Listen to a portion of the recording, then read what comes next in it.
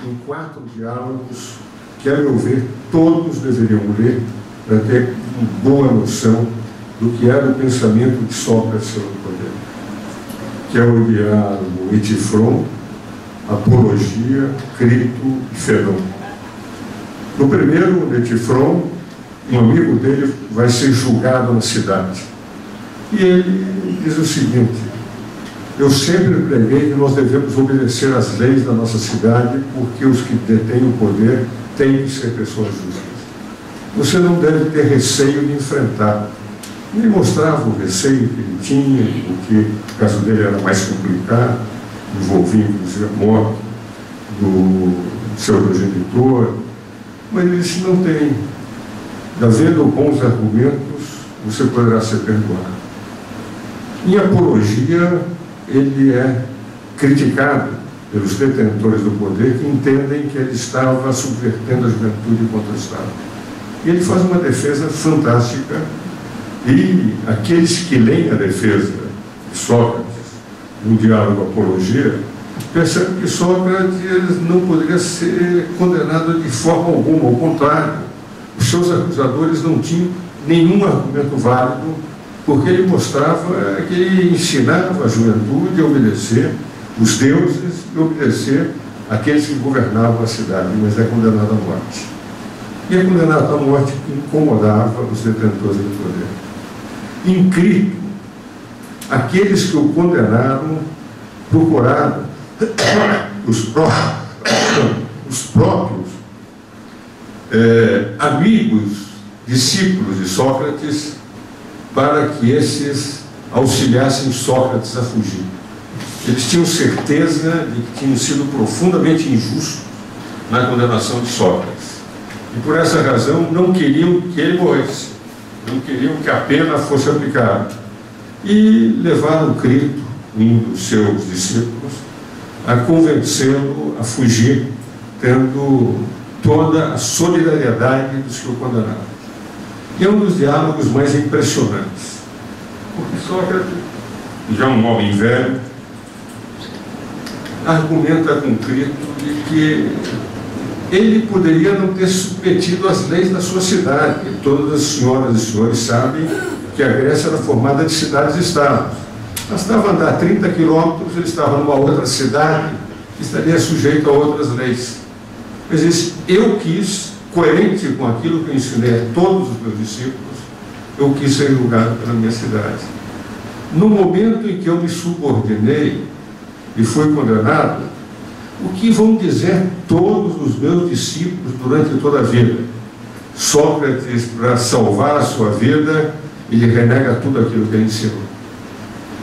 Eu, a essa altura, me submeti a uma lei que eu não precisaria me submeter, a um julgamento que foi absolutamente injusto, mas tenho que, por uma coerência, até para obedecer aquilo que eu sempre ensinei, ser, evidentemente, sujeito de aceitar a condenação e morrer. Ele diz o seguinte: Crito, termina o diálogo muito bem, eu queria que você me deixasse agora em paz para enfrentar a cicuta que ele veio a tomar e a morrer. No Fedon, um diálogo também com seus discípulos, depois de condenado à prisão, em que ele faz considerações importantes sobre a morte como uma forma de libertação. Aliás, no Crito, ele faz menção à seguinte observação, de que ele, com a idade que tinha, iria ter muitos poucos anos de vida. Valeria a pena tudo o que ele ensinou através da vida ser pisoteado, se ele renegasse, para poder viver, fugir da sua cidade 2, 3, 4, 5 anos. E no Fedon, sem considerações sobre a morte libertadora, que todos nós temos que enfrentar um dia, mas que vale a pena conhecer exatamente o que são os caminhos libertadores da morte. Eu trago esses pensamentos porque isso vem influenciar os dois discípulos de Sócrates, que são Platão, e Platão é que escreve esses diálogos de Sócrates, e Aristóteles. E aí, em Aristóteles, nós temos pela primeira vez uma formulação de uma teoria de valores de poder. E essa teoria é dada quando ele, em política, apresenta as 6 formas de governo que são possíveis. E é interessante aquilo que eu vou dizer aos senhoras e senhores, como nós temos uma profunda distorção e como ele percebeu o que representaria uma forma ruim de uma forma boa de governo. Ele dividia as 3 formas boas e monarquia, quando você tem um homem só, mas com um interesse exclusivamente do povo, da sociedade, da polis, da cidade. Política vem de polis, cidade, grega. E esta seria a melhor forma, porque esse homem estaria a vida inteira dedicado a servir, exclusivamente a servir. Uma forma menos ruim era mais boa, mas não tão boa quanto a monarquia, era a aristocracia. Alguns bons que governassem. Atenas era uma democracia, aliás, a única democracia das cidades gregas.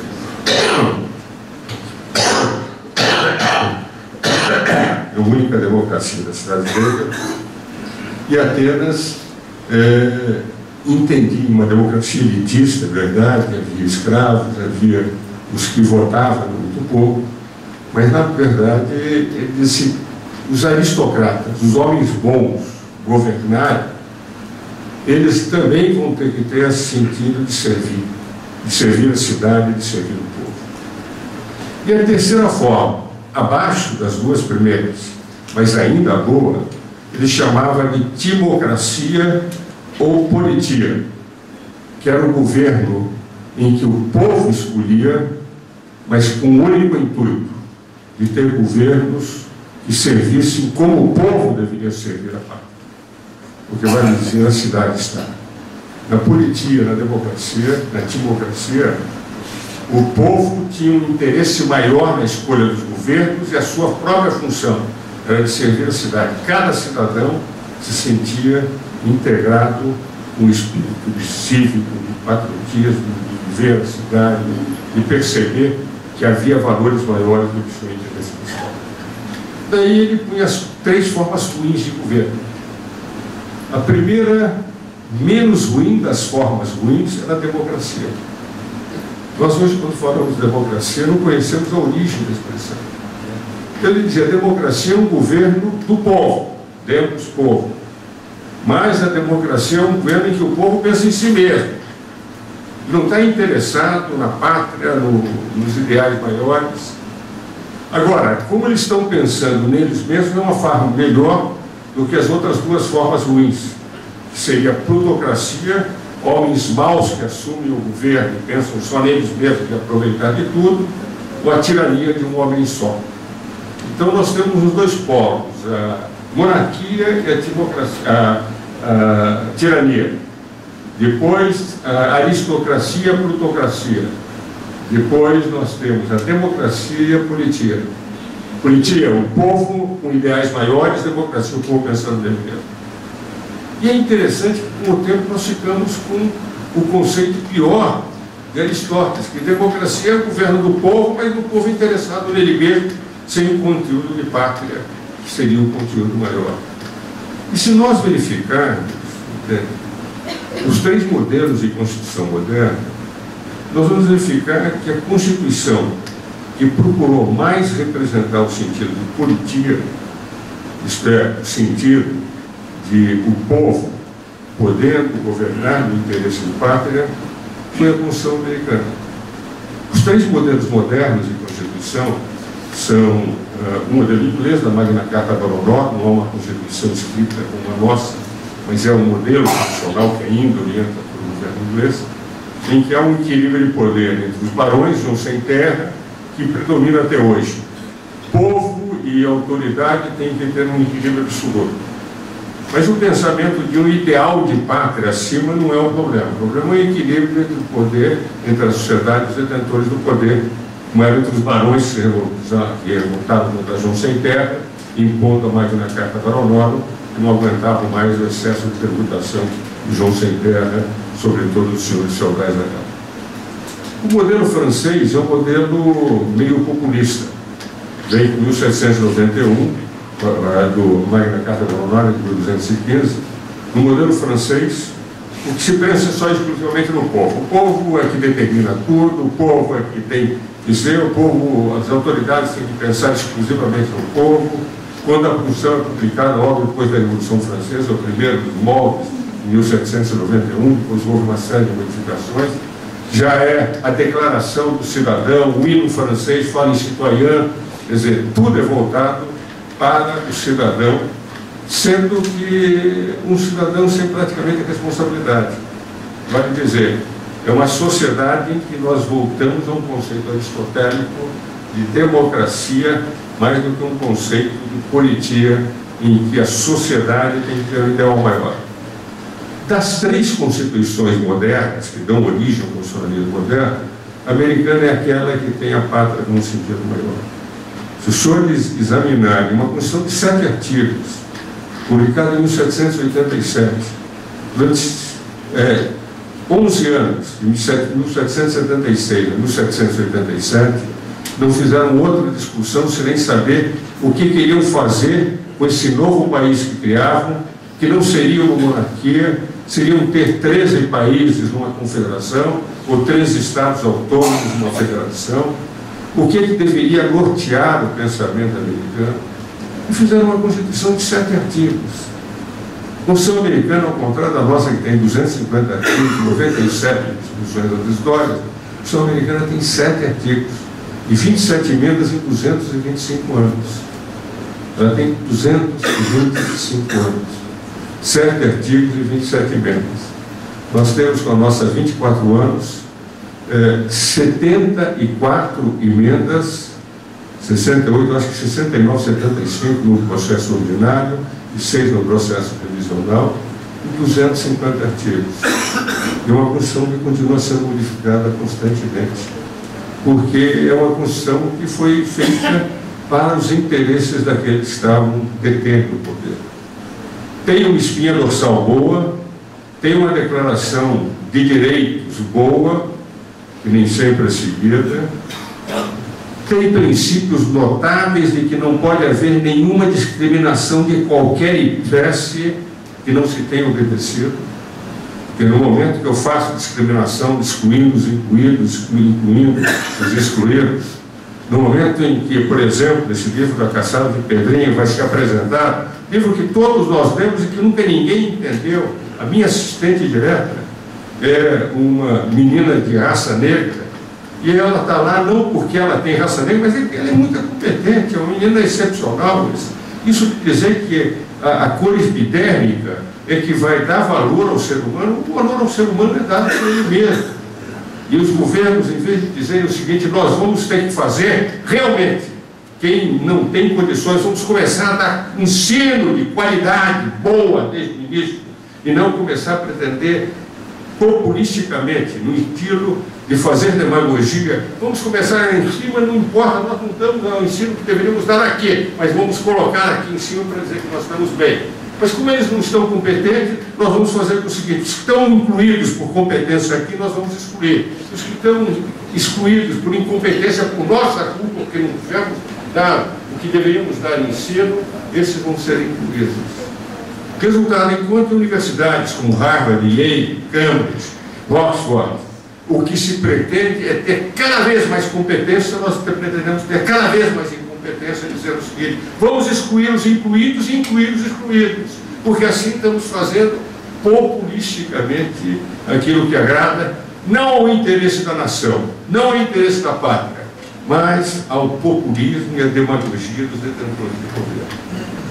Se os senhores me perguntarem, o senhor tem qualquer preconceito? Nenhum, ao contrário. Eu acho que o governo deveria aplicar, e realmente aplicar, em educação básica, dando a melhor qualidade ao ensino, porque a Constituição colocou muito bem no artigo 205 que o ensino tem que ser gratuito e de boa qualidade. Não é dizer o seguinte: nós não sabemos ensinar, mas agora, como nós pretendemos fazer com que as universidades federais tenham 50% das vagas destinadas a que fez escolas públicas, das quais nós não pusemos dinheiro nem demos qualidade de ensino, esses vão entrar necessariamente com 50% das vagas. E todos aqueles que não tiverem um problema epidêmico ou que não fizeram escolas públicas não vão ter direito se não a 50% das vagas. O que vale dizer, se forem mais competentes, não há problema. Não interessa a competência, o que nos interessa é a demagogia, sendo que nós estamos quebrando os preconceitos, e ao contrário, a meu ver, criando realmente discriminações e gerando muito mais preconceito, porque não se está valorizando aquilo que se pretende valorizar, que é a competência das pessoas. Então, eu, pessoalmente, o meu assistente direto, hoje é vice-prefeito de Salvador, que é na Universidade Mackenzie, professor, quando eu me aposentei, Edivaldo Breda, um sujeito excepcional, epiderme negra, e era meu amigo íntimo, o sobrinho, o filho dele, que é deputado federal, passava como um moleque em casa com meus filhos, e nós considerávamos como se fosse filho, entende? Mas o que se pretendia era fazer o que a mãe do Edivaldo, uma lavadeira, fez. Vou ensinar meu filho, vou fazer tudo o que eu possa para que ele cresça. E ele cresceu com valor próprio, por competência, por capacidade. No sentido americano, hoje, nós temos uma Constituição que exatamente coloca esses problemas. Se os senhores perceberem, quaisquer que sejam os escândalos políticos dos Estados Unidos, o que nós temos é que a autoridade ela é respeitada, a instituição Presidência da República, a instituição tribunais, tem o respeito próprio que se dá à instituição nacional. Quando nós vemos, na minha opinião, um erro monumental, estratégico de Bush, quando resolveu uma questão de vingança pessoal, que seja, invadir o Iraque, o Afeganistão, por causa dos ataques que fizeram, pela forma realmente preconceituosa com que via outros países. Mas se nós analisarmos a mentalidade do americano, e que não foi feito um pouco no sentido de que a pátria americana não poderia estar nunca em jogo. Os senhores se lembram, inclusive, aqueles que estudaram a história depois da Primeira Guerra Mundial, que o Wilson queria uma sociedade das nações e que os americanos entendiam que nós somos um povo que temos que dedicar. A nossa gente, Theodore Roosevelt, que foi um presidente, dizia, onde estiver um americano, e que o Estado americano tem essa responsabilidade pelo povo. A pátria americana tem esse sentido. E ele ia em todos os lugares para dar essa proteção. É evidente que todos os povos têm seus defeitos, os americanos têm os seus defeitos, os franceses, nós temos os nossos defeitos, mas os princípios que nortearam os três modelos constitucionais são princípios diferentes. A Inglaterra tem equilíbrio de poderes, a França de um cidadão como o elemento mais importante, muitas vezes cria problemas. Por exemplo, na França até hoje, os agricultores não deixam que a França apoie qualquer abertura de mercados agrícolas, porque a França é o grande produtor agrícola da União Europeia. E com isso, isso prejudica a própria França, que não pode fazer acordos melhores no comércio internacional, que os países em desenvolvimento, que são produtores agrícolas e commodities, naturalmente, terminam não conseguindo exportar ou ter acordos que poderiam permitir um avanço maior dos produtos franceses em relação a muitos desses países e, ao mesmo tempo, uma colocação melhor de commodities dos 27 países da União Europeia. Por quê? Porque o cidadão lá tem uma força que diz respeito ao seu próprio interesse, o sentido de democracia aristotélica e não o sentido de política. Dentro desses valores que eu estou trazendo assim mais acompanhado, há um filósofo moderno, Foucault, que, enfim, faleceu algum tempo atrás,